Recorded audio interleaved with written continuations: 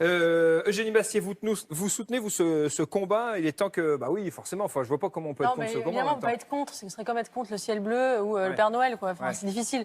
Mais disons que moi, ce que je reproche à ce genre de statistiques un peu spectaculaires. Je précise quand même que dans votre film, vous êtes très critique à l'égard des combats féministes. Hein. Oui, j'ai fait une critique féministe. En fait, ce qui me gêne un peu, c'est la dimension spectaculaire et un peu symbolique avec cette espèce, on nous assomme de statistiques et finalement on nous montre un constat mais on nous explique jamais les raisons de ce constat. Enfin, mais par exemple les inégalités salariales aujourd'hui sont dues à une chose aussi, c'est l'inadaptation du marché du travail à la spécificité féminine qu'est la maternité.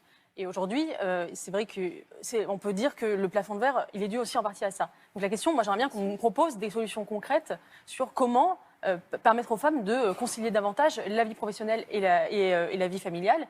Et surtout, ce qui me dérange, c'est cette espèce de féminisme sarkozyste qui dit aux femmes travaillez plus pour gagner plus, comme si l'émancipation féminine passait forcément par le salariat et par le compte en banque. Genre, je vais vous citer une petite phrase de Chesterton qui va vous plaire. Le féminisme pense que les femmes sont libres lorsqu'elles servent leurs employeurs, mais esclaves lorsqu'elles aident leur mari. Et il y a un peu cette question. Il disait aussi que toutes les femmes considèrent que tous les hommes sont fous, et je ne pense pas que vous soyez d'accord avec ça. Moi non plus. Vous pouvez préciser qui vous avez cité? Chesterton, un grand écrivain anglais qui aimait beaucoup les paradoxes. Et voilà, cette idée quand même que systématiquement, on est dans des critères quantitatifs et on ne s'interroge pas sur des critères plus qualitatifs sur qu'est-ce qu'on veut sur les femmes.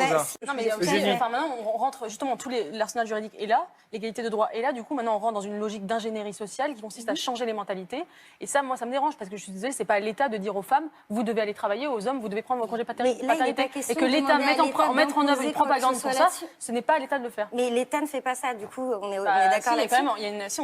On incite de plus en plus les hommes à prendre un congé parental, par exemple. Je sais pas, là, il n'est pas question de ça. Il y a une réforme récemment qui... Il y a eu la loi aussi sur la parité en 2000. On n'est jamais fait, quoi. Comme vous savez qu'il y a d'autres inégalités dont on ne parle pas. Par exemple, il y a plus, le taux de chômeurs pour les hommes est plus élevé que celui des femmes. Donc il y a plus de... Ça, c'est très vrai. Donc c'est vrai, il y a une précarité aussi qui touche les hommes. C'est beaucoup plus récent, par contre. C'est récent, ça a quelques années. Beaucoup plus récent, par contre, que les inégalités salariales, ça a 2 ou 3 ans. Oui, donc il ne faut pas voir sans cesse d'un côté les inégalités. En revanche, mais je suis bien d'accord avec ça. C'est vrai qu'il y a plus d'hommes au chômage que de femmes aujourd'hui en France. En proportion, un peu.